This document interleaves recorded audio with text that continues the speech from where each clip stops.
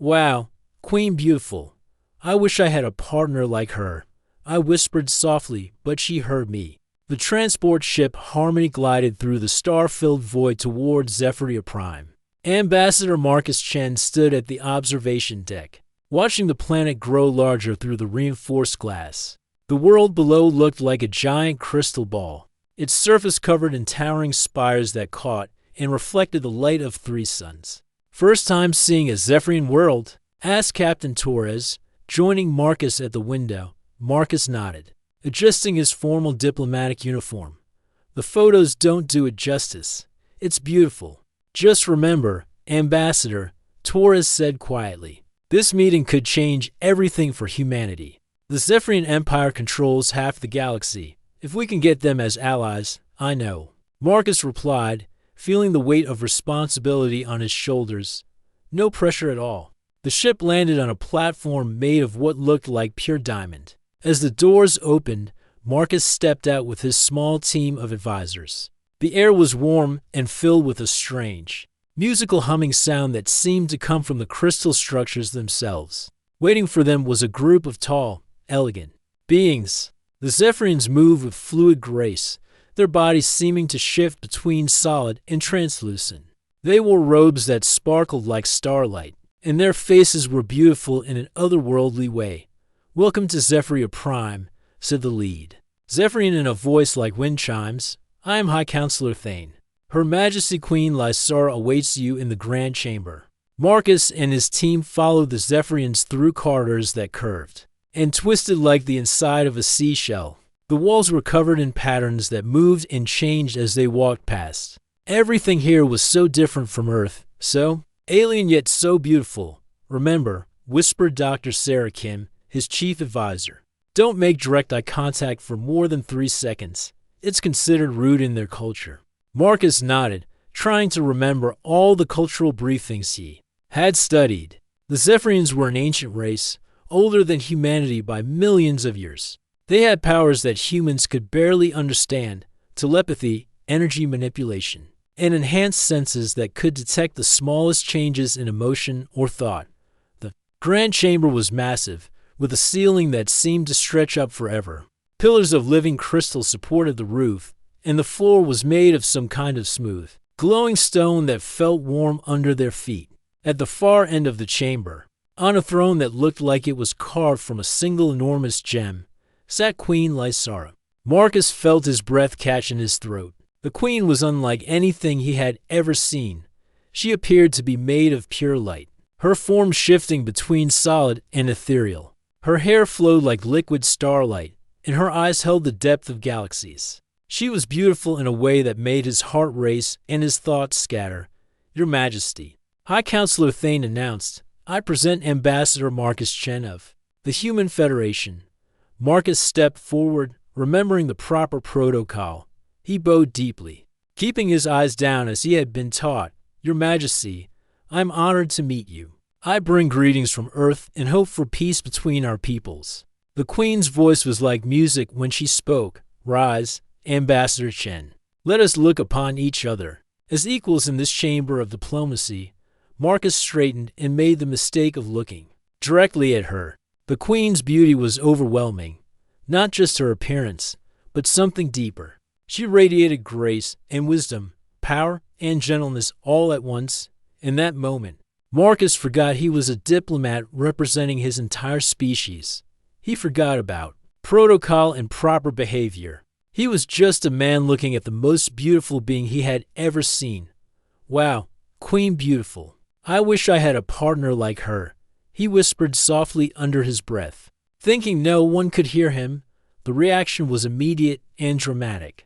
Queen Lysara's form flickered, the light around her pulsing brighter for a moment. Her eyes widened, and something that might have been surprise crossed her ethereal features.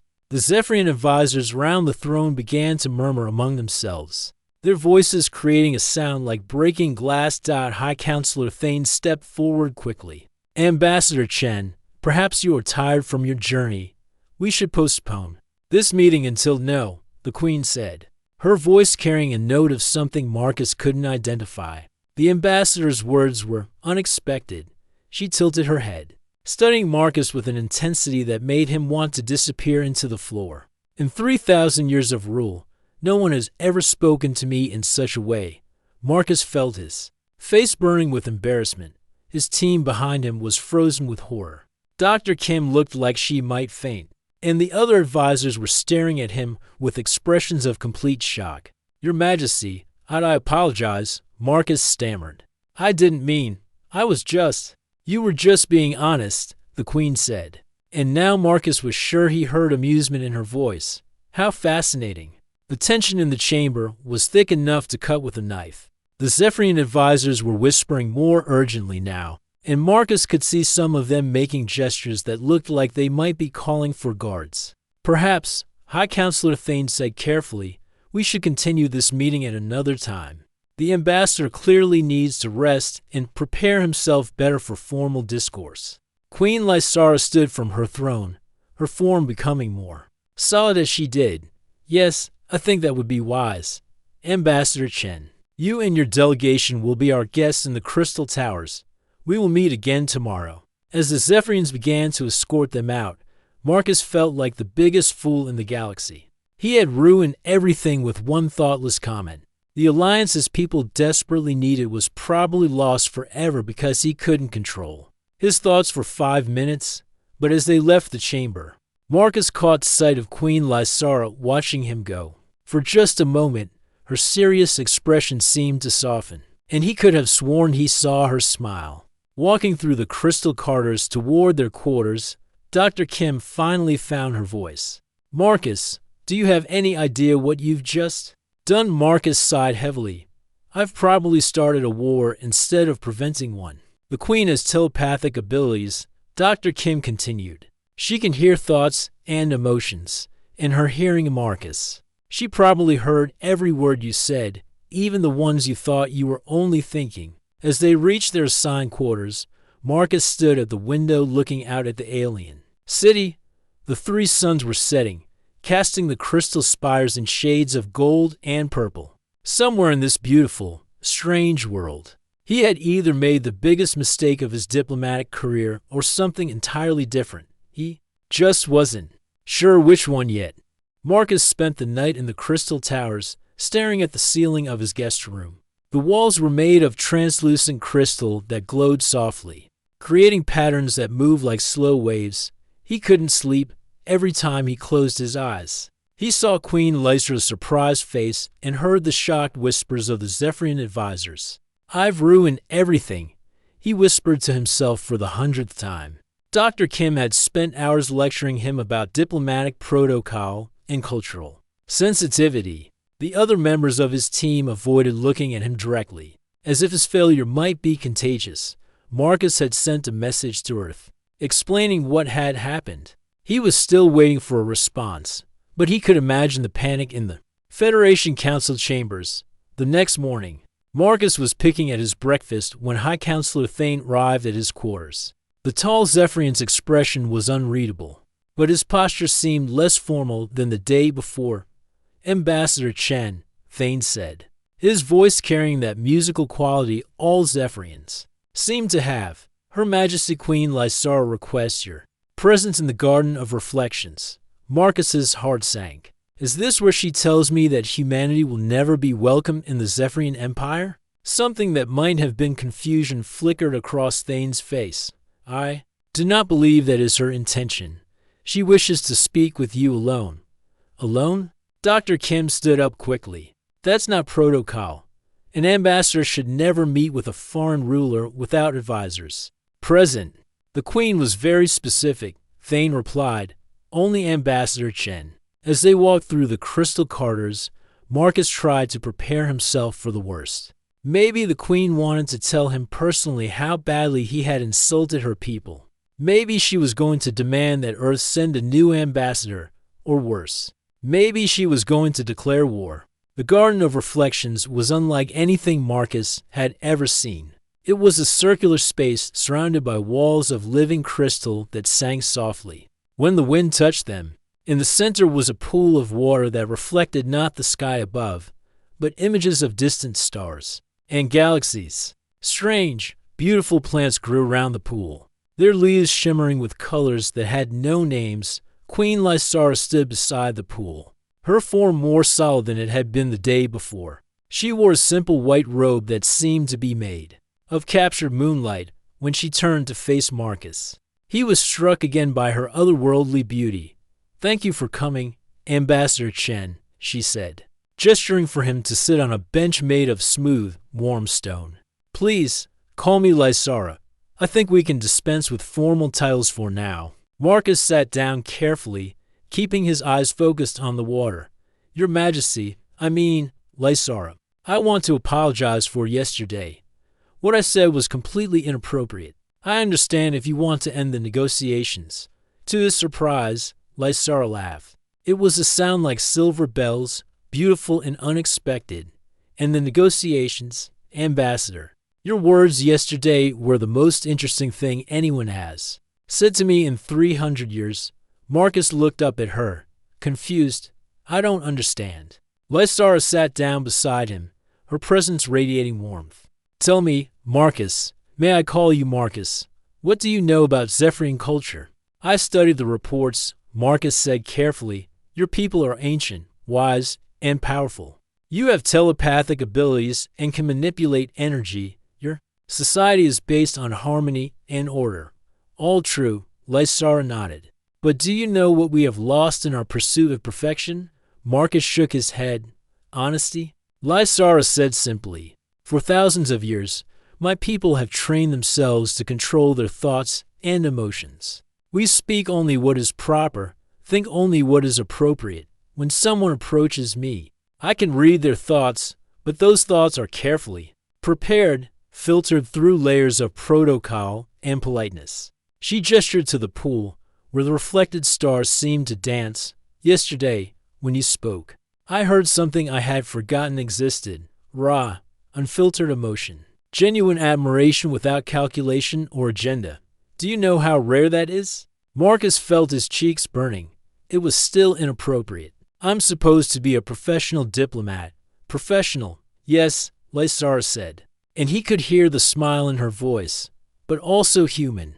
And that is what makes you fascinating." She stood up and walked to the edge of the pool. In Zephyrian society, relationships are arranged through complex algorithms. We match compatible energy patterns, political advantages, and genetic markers. We have eliminated the uncertainty of romance, the risk of heartbreak, the joy of surprise. "That sounds efficient," Marcus said, not sure what else to say. "Efficient, yes, but also empty." Lysara turned back to him. "Do you know what I felt when you spoke yesterday?" "I felt surprise. I felt flattered." "When was the last time someone surprised you, Marcus?" Marcus thought about it. "My daughter called me last week. She's studying at the academy, and she said she wanted to become a diplomat like me. I never expected that." "And how did it make you feel?" "Proud, happy, a little worried, but mostly just full. Like my heart was too small to hold all the emotions."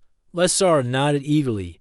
"Yes, that is exactly what I felt yesterday. My heart, do we have hearts, felt too small. I had forgotten what it was like to be seen as simply me. Not the queen, not the ruler of an empire, just a person someone might find beautiful."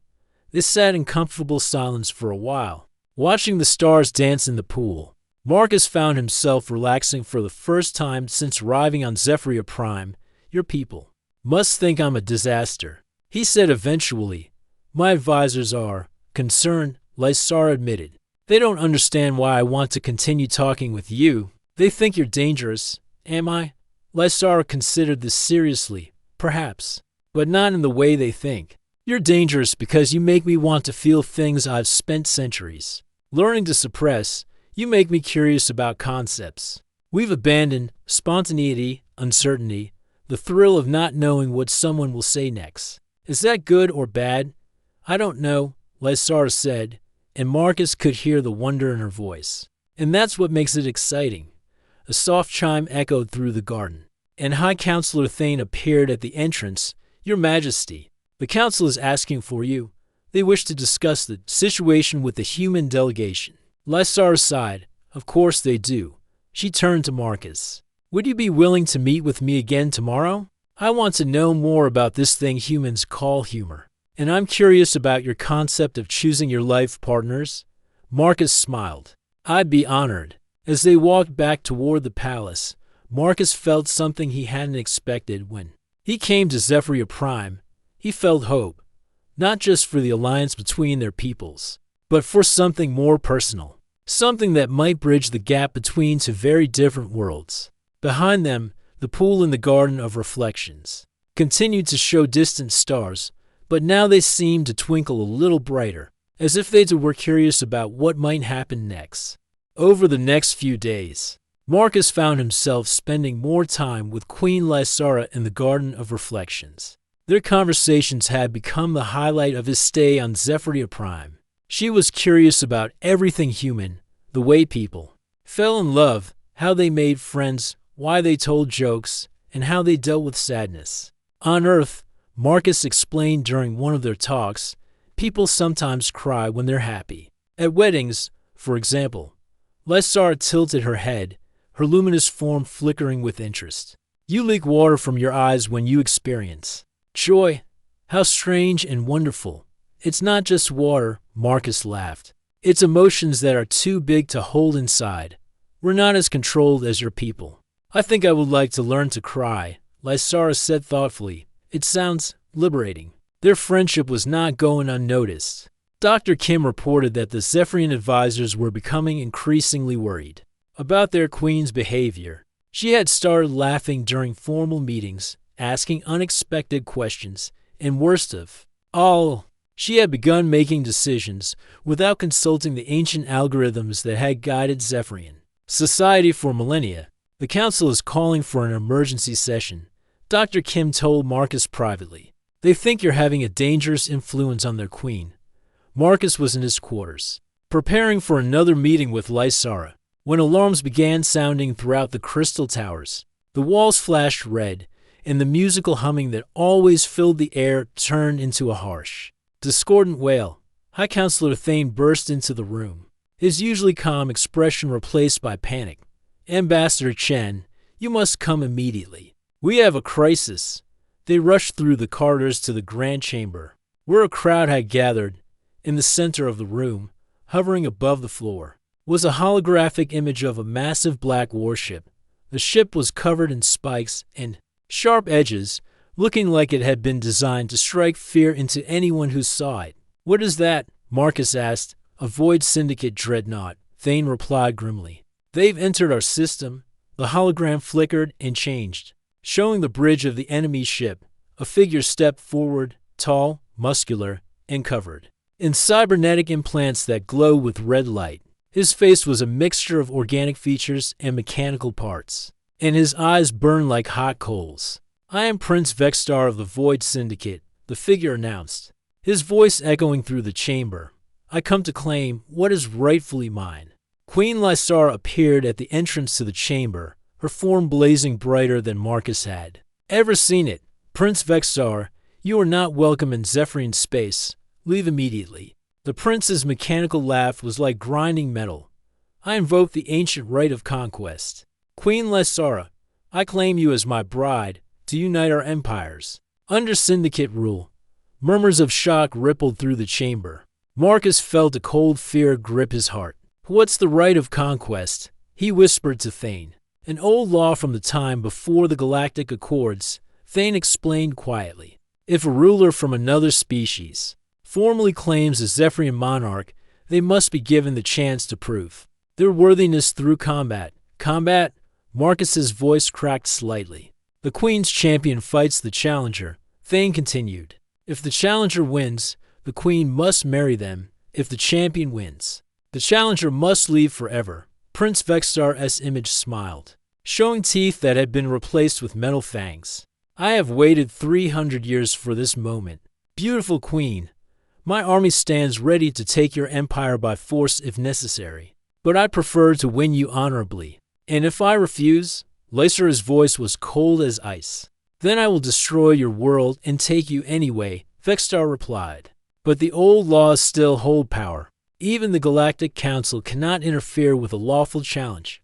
Marcus watched, as the Zephyrian advisors began discussing who could serve as the Queen's champion. He heard names of great warriors, skilled generals, and powerful magic users. But he also saw the fear in their eyes. The Void Syndicate was known for their brutal fighting skills and advanced technology. "I will send my answer in 1 hour," Lysara announced. The hologram flickered off, leaving the chamber in stunned silence. As the crowd began to disperse, Marcus found himself alone with Lysara in a small alcove near the chamber. She was sitting on a crystal bench, her form dimmer than usual, as if the confrontation had drained her energy. "Are you all right?" Marcus asked, sitting beside her. "I should have expected this," Lysara said sadly. "Vexstar has been trying to expand Syndicate territory for years. Marriage to me would give him control over half the galaxy. Who will you choose as your champion?" Lysara was quiet for a long moment. "I don't know. Commander Zal is skilled, but Vexstar has cybernetic enhancements that make him incredibly strong. General Mira is clever, but the Syndicate has access to weapons we've never seen. Whoever I choose will probably die." Marcus felt something stirring in his chest, a mixture of anger and determination. That surprised him. "What if I volunteered?" Lysara turned to stare at him. "Marcus, no, you're not a warrior. You're a diplomat." "I'm also human," Marcus said, standing up, "and humans don't like bullies. This Vexstar thinks he can force you to marry him? That's not how things work where I come from. Marcus, be sensible. You would be going against a cybernetically enhanced warrior with centuries of combat experience. He has weapons and armor that could cut through steel. I would be fighting for someone I care about," Marcus interrupted. "Maybe that's not enough, but it's what I have." Lysara's form flickered, and for a moment, Marcus thought. He saw tears in her eyes. "I cannot ask you to do this. You're not asking. I'm volunteering." Marcus took her hand, surprised to find it felt warm and solid. "Besides, there's something about humans that other species often underestimate." "What's that?" Marcus smiled. "We're really, really stubborn, and we don't like being told what we can't do." An hour later, Queen Lysara stood before the holographic image of Prince Vexstar. The entire chamber was packed with Zephyrians, all waiting to hear who would represent their queen in the coming battle. "I have chosen my champion," Lysara announced, her voice carrying clearly through the chamber. "Ambassador Marcus Chen of the Human Federation will fight in my name." The reaction was immediate and explosive.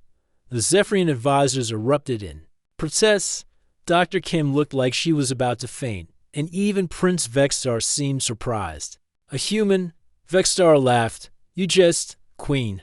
What can a soft little diplomat do against a warrior of the void?" Marcus stepped forward, his heart pounding, but his voice steady. "I guess we'll find out." "Very well," Vexstar said, his red eyes gleaming. "I will meet you in the arena of trials at dawn. Prepare to die, little human." As the hologram faded, Marcus realized what he had gotten himself into. He was going to fight a cybernetic warrior prince for the right to protect the woman he was falling in love with. It sounded like something out of a story. The only problem was he had no idea how to win. The arena of trials was a massive circular structure carved from black stone, surrounded by towering seats that could hold thousands of spectators. As dawn broke over Zephyria Prime, beings from dozens of different species had gathered to witness the combat. Marcus had never seen so many aliens in one place. Some floated, others had multiple arms, and a few looked like they were made of living metal. Marcus stood in the preparation chamber, trying to calm his nerves. He wore simple combat armor that the Zephyrians had provided, though he knew it wouldn't do much against Prince Vexstar's advanced weapons. His only equipment was a basic energy sword and a small shield generator. "You still have time to change your mind," Dr. Kim said for the 10th time. "This is suicide, Marcus." "Probably," Marcus agreed, checking his armor one more time. "But sometimes you have to do the right thing, even if it's stupid." Captain Torres, who had arrived with reinforcements from the human fleet, shook his head. "I've seen the intelligence reports on this Vexstar. He's fought in 100 battles and never lost. His cybernetic implants make him faster and stronger than any normal being. Then I'll have to be smarter, Marcus said, though he wasn't sure how. Queen Lysara entered the chamber, her form glowing with worry. Marcus, please. I can still choose. Another champion. Commander Zala has volunteered. No, Marcus said firmly. I made a promise. Besides, someone needs to show this bully that he can't just take what he wants. Lysara moved closer to him, her presence warm and comforting. Why are you doing this, really? Marcus looked into her eyes, seeing the fear and hope mixed together. Because you showed me what it means to be truly honest, because you made me feel things I didn't know I could feel, and because no one should be forced to marry someone they don't want to. And if you lose, then at least I'll have tried. Marcus managed a smile. That's what humans do. We try, even when the odds are against us. A horn sounded, echoing through the arena. It was time. The crowd fell silent as Marcus and Prince Vexstar entered the arena from opposite sides.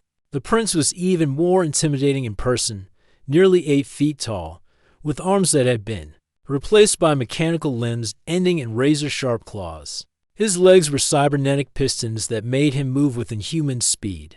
Half his face was covered in metal plating, with a red sensor where his left eye should have been. Last chance. To surrender, little human, Vexstar called out, his voice amplified by speakers in his throat. I might let you live if you kneel now. Marcus drew his energy sword, the blade humming to life with a blue glow. Thanks, but I'll pass. The battle began with Vexstar charging forward.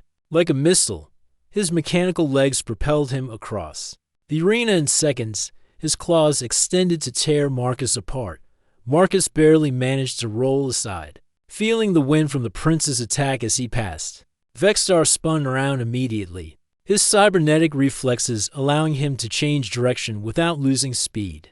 This time his claws caught Marcus's shield, sending sparks flying as the energy barrier flickered and died. The slow, human, Vexstar laughed, pressing his attack. For the first few minutes, all Marcus could do was dodge and retreat. Vexstar's strength was overwhelming. When Marcus tried to block one of his attacks, the impact sent him flying across the arena. The prince's speed was incredible, allowing him to attack from multiple angles faster than Marcus could respond. The crowd was getting restless. Some were calling for the fight to end, saying it was too one-sided. Marcus was bleeding from several small cuts, and his armor was cracked in multiple places. But as the fight continued, Marcus began to notice something. Vexstar was incredibly powerful, but he fought like a machine, efficient, brutal, but predictable. He attacked in patterns, always going for the most direct route to victory. It was like fighting a very deadly computer program. Marcus started using the arena itself as a weapon. When Vexstar charged at him, Marcus dove behind one of the stone pillars that decorated the fighting area. The prince's claws struck the pillar with such force that chunks of stone flew everywhere, temporarily blinding him. Stand still and fight, Vexstar roared, his mechanical voice distorted with anger. Why would I do that? Marcus called back, circling around to the prince's blind side. That wouldn't be very smart. This seemed to confuse Vexstar. In his culture, combat was about proving strength and skill, not about trickery. He began attacking more wildly, his precise mechanical movements becoming erratic as frustration took over. Marcus realized that this was his chance. He began talking to the prince. As they fought, something that clearly bothered the cybernetic warrior. You know, where I come from, we have a saying, Marcus said, ducking under another wild swing. If you're not cheating, you're not trying hard enough. Silence, Vexstar snarled, his claws missing Marcus by inches. I mean, look at you, Marcus continued, using a piece of broken stone to deflect one of the prince's attacks. You've got all these fancy upgrades, but you're still losing to a guy with a stick. This psychological warfare was having an effect. Vexstar's attacks became more desperate, less controlled. He started making mistakes, overextending his attacks, leaving himself open for brief moments. Marcus waited for his opportunity. When Vexstar lunged forward with both claws extended, Marcus dropped low and swept the prince's legs. The cybernetic limbs were incredibly strong, but they were also heavy and harder to balance with. Vextar crashed to the ground, his mechanical parts sparking as they scraped against the stone. For a moment, he was vulnerable. Marcus pressed his advantage, but not in the way anyone expected. Instead of attacking, he placed his energy sword at Vextar's throat and offered him his hand. "It's over," Marcus said quietly. "You fought well, but you lost. I could kill you right now, but I won't. That's not who I am." The arena fell completely silent. In the honor-bound culture of the Void Syndicate, showing mercy to a defeated enemy was unthinkable. Warriors were expected to fight to the death. Vextar stared up at Marcus with his remaining organic eye. Confusion and something else, possibly respect, flickering across his face. You spare me?" "I spare you," Marcus confirmed. "Go back to your people. Tell them that humans prefer to make friends rather than enemies." Slowly, Vextar got to his feet. His mechanical parts were damaged but still functional. He looked at Marcus for a long moment, then at Queen Lysara in the royal box. "I withdraw my claim," he said, his voice uncertain. "The human has won. Fairly, Queen Lysara is free to choose her own path." The crowd erupted in cheers and confusion. Representatives from dozens of species were talking excitedly among themselves. No one had ever seen anything like this, a weaker opponent defeating a stronger one, not through superior force, but through tactics, psychology, and ultimately, mercy. As Marcus walked toward the exit, he saw Queen Lysara rushing down from the royal box to meet him. Her form was brighter than he had ever seen it, and he could swear there were tears of joy in her eyes. "You did it," she said, her voice filled with wonder. "You actually did it. We did it," Marcus corrected, taking her hand. "I couldn't have won without everything you taught me about being honest and true to myself." Round them, the arena was still buzzing with excitement. Word of the humans' victory was already spreading throughout the galaxy. Marcus Chen, the diplomat who had won a battle not through strength, but through the very human qualities of cleverness, determination, and compassion. It was, as many would later say, the most human thing anyone had ever seen. 3 months after the battle in the Arena of Trials, the Crystal Palace was busier than it had been in centuries. Representatives from dozens of star systems had come to witness something that had never happened before: the signing of the Galactic Cooperation Accord. Marcus stood in the Grand Chamber, wearing his formal diplomatic uniform, watching as beings from across the galaxy took their seats. There were the insectoid hive queens from the Outer Rim, the gas-based nebula dancers who existed in floating containment suits, and even some former Void Syndicate commanders who had come to see what all the excitement was about. "Nervous?" Queen Lysara asked, appearing beside him in her new ceremonial robes. They were simpler than her old ones, made of flowing fabric that moved like water instead of the rigid crystal garments she used to wear. "A little," Marcus admitted. "This is bigger than anything I imagined when I first came here." Lysara smiled, and Marcus still felt his heart skip a beat when she did. Over the past months, their friendship had grown into something deeper, something that bridged the gap between their two very different species. "You started something important that day in the arena," she said, "not just by winning, but by showing mercy. Half the galaxy is still talking about it." It was true. News of Marcus's victory had spread throughout known space faster than anyone had expected. The story of a human diplomat who defeated a cybernetic warrior prince through cleverness, and then spared his life, had captured imaginations everywhere. But more importantly, it had started conversations. Dr. Kim approached them, carrying a data pad with the latest reports. "Marcus, you need to see this. 3 more systems have requested human diplomatic advisors this week. They want to learn about emotional intelligence and creative problem solving." "What's the total now?" Marcus asked. 47 star systems have signed preliminary cooperation agreements with the Human Federation, Dr. Kim replied, still sounding amazed. 6 months ago, most of them had never heard of Earth. High Counselor Thane joined their group, his expression much more relaxed than it had been when Marcus first arrived. "Your Majesty, the Council is ready to begin the ceremony." The past months had brought changes to Zephyrian society that surprised everyone, including Lysara herself. Inspired by her conversations with Marcus about human emotions and relationships, she had begun implementing reforms throughout the Empire. The ancient algorithms that had controlled every aspect of Zephyrian life were now optional.